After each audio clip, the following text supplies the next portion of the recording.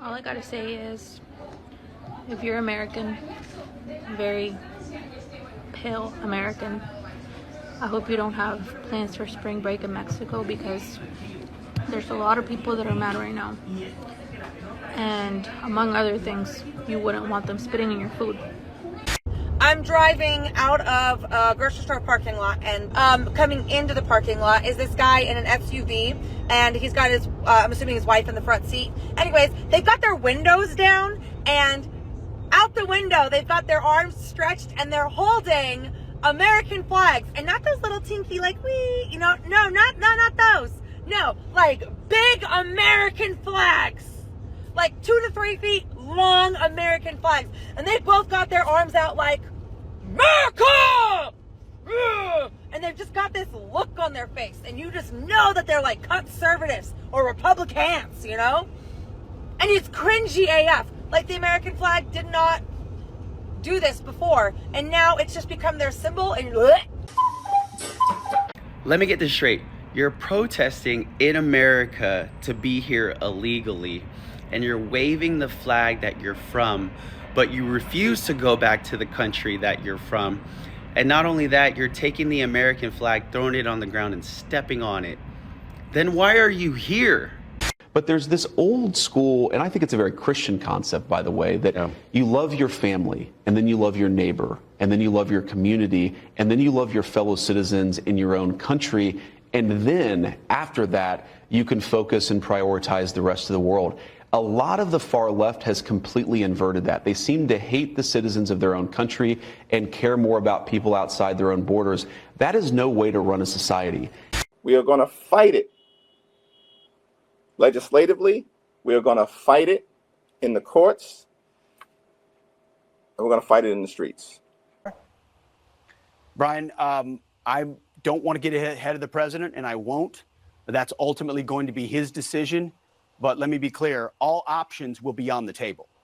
If we're dealing with what are designated to be foreign terrorist organizations who are specifically targeting Americans on our border, and we're finally securing our border. We've been securing other people's border for a very long time. The military is shifting toward an understanding of homeland defense on our sovereign territorial border. That is something we will do and do robustly. So we're already...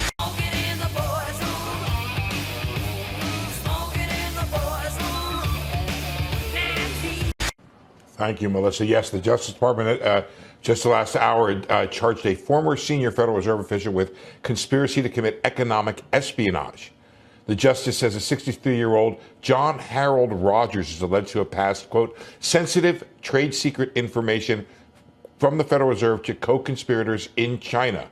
Rogers was said specifically to solicit briefing books for governors, proprietary data sets, and sensitive information about FOMC deliberations. Apparently, he printed this info out or sent it to his personal email in violation of Federal Reserve rules in preparation for trips to China.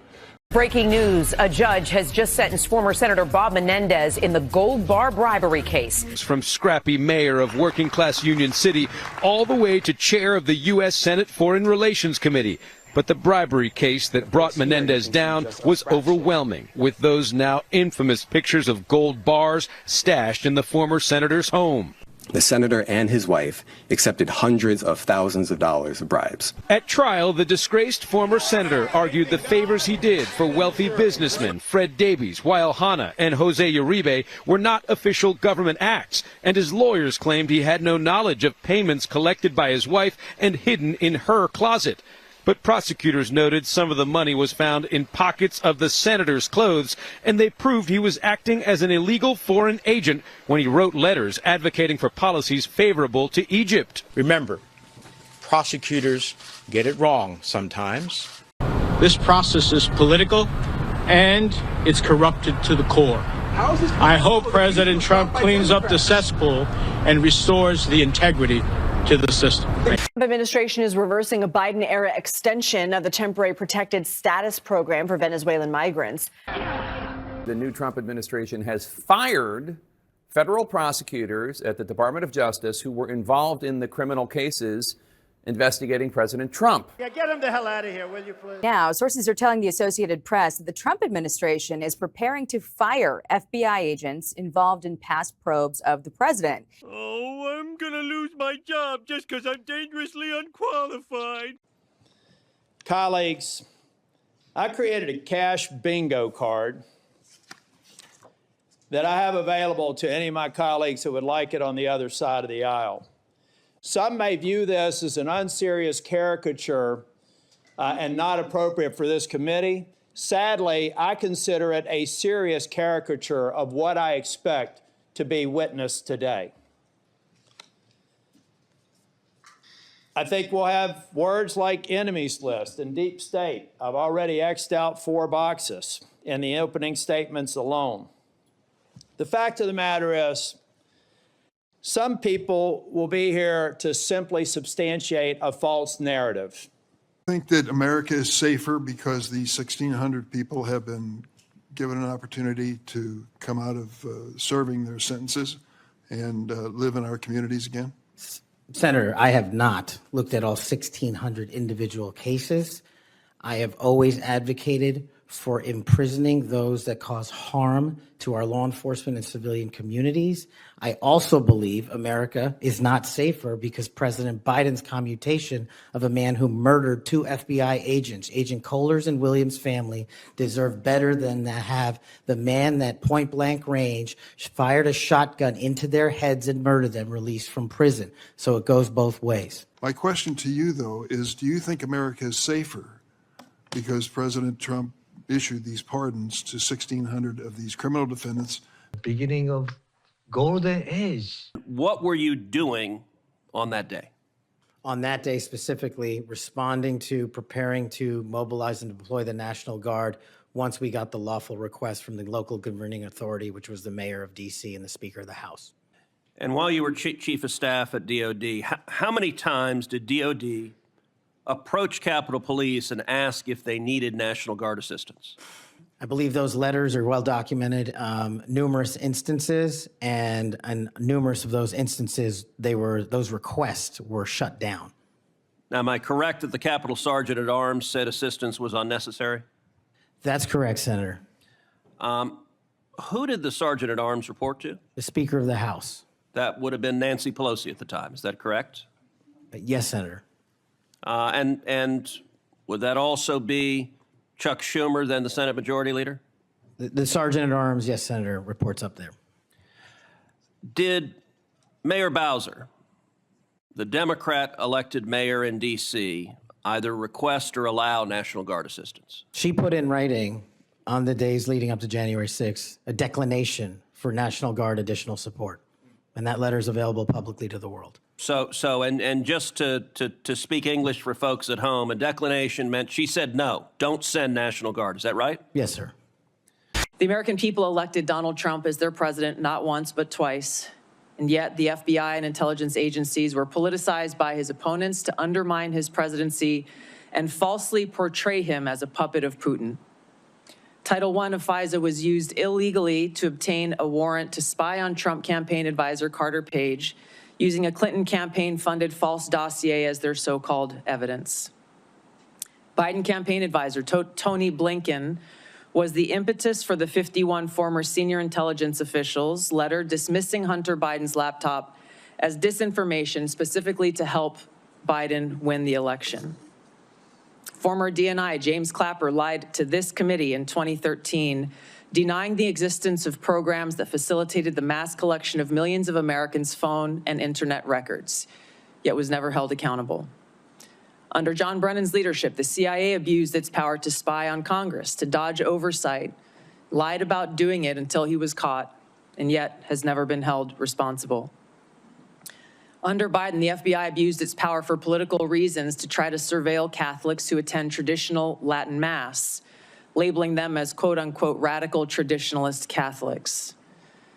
Personally, just 24 hours after I criticized Kamala Harris and her nomination, I was placed on a secret domestic terror watch list called Quiet Skies. Sadly, there are more examples. The bottom line is this must end. Do you believe, as the chairman of this committee believes, as the vast majority of members of our intelligence agencies believe, that Edward Snowden was a traitor to the United States of America. Senator, if confirmed as Director of National Intelligence, I will work with you to make sure that there is not another Snowden-like leak. Media. It's not a moment to propagate theories, conspiracy theories, or attacks on journalism in the United States. This is when you need to answer the questions of the people whose votes you're asking for to be confirmed as the chief intelligence officer of this nation. As my colleague said, this is not about you. It's about the people that serve the intelligence agencies of the United States. Fuck these people. In this round, so I'm going to, I have a show of hands. How many of you believe that racism and misogyny played a role in Vice President Harris's defeat? Okay. So that's good. You all passed.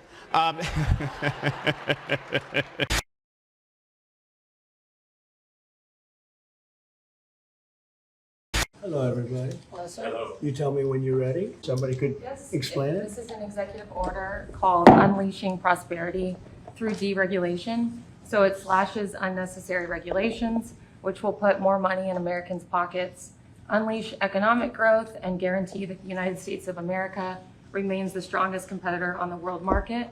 And in order to achieve that, this order requires a rigorous regulatory budget process. So for each new regulation issued, at least 10 prior regulations will be identified for elimination. And very importantly, Doug Burgum and Catherine, incredible governor of North Dakota, as you know, and did a really great job. And I asked him to serve as the Department of Energy, the secretary, and he is agreed to do it. But he just got approved, as you know, by the Senate. So it was pretty good. We want to thank everybody, and we want to thank Senator Thune for moving it along. And if you could give me his commission, we'll sign it. Thank you very much. And if you'd like to ask a question of the new secretary, it's a very interesting title, but it's a pretty great title, right? Yes. Cabinet member and everything else. What is your first priority as Secretary of Interior, sir? Well, as you've heard President Trump say, we have to turn the ship around. If Interior was a public company, its stock would be in the tank. Revenue has been declining. Production of revenue for American taxpayers is down. The deregulation order, executive order, which President Trump just signed, extremely important because we have to shorten the time that it takes to build things in America. And not only do we have to produce more energy, we've got to produce more critical minerals in this country. And we're talking across the whole country, including Alaska especially, a big opportunity. Interior, if it was a company, has the largest balance sheet in the world.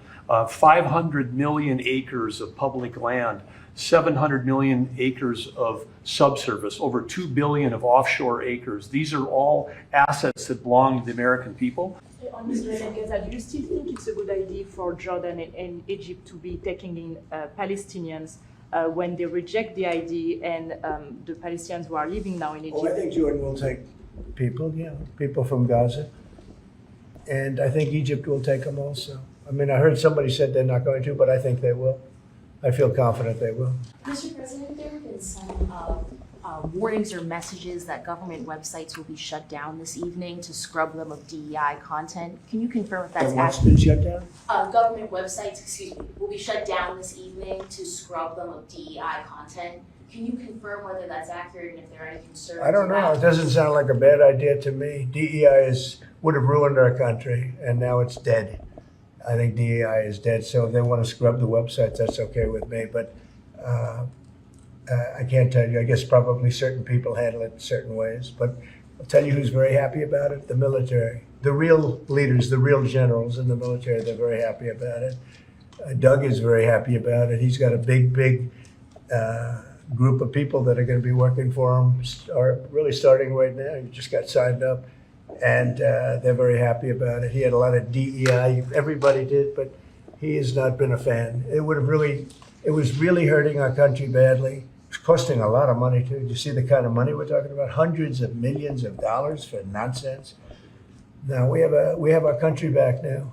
At the Department of Justice and the FBI, there are a number of high-level people who are being asked to resign or are being told they are going to be fired. Did you specifically request any actions at the Bureau or DOJ with respect to those employees? No, but we have some very bad people over there. It was weaponized at a level that nobody's ever seen before. They came after a lot of people, like me, but they came after a lot of people.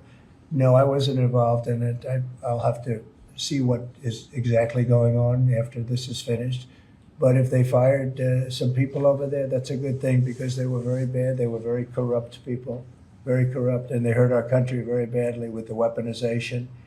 They used the Justice Department to go after their political opponent, which in itself is illegal.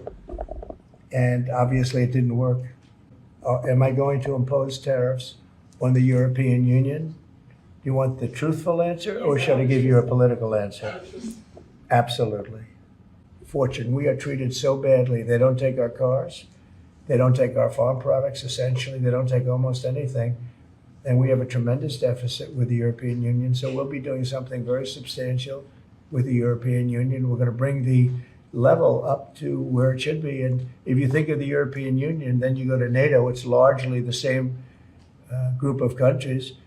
Until I came along, I mean, we were paying almost 100% of NATO only to get bad trade deals.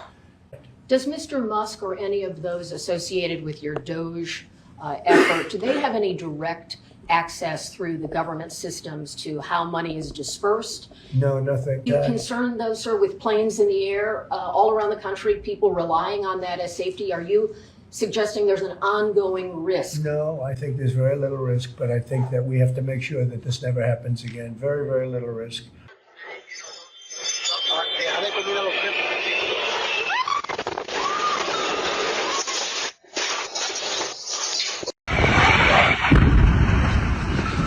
Allahu Akbar! Allahu Akbar! What the hell? What the hell? What the hell? Oh my God! Misericórdia. E era um avião relacionado com alguma coisa de emergência.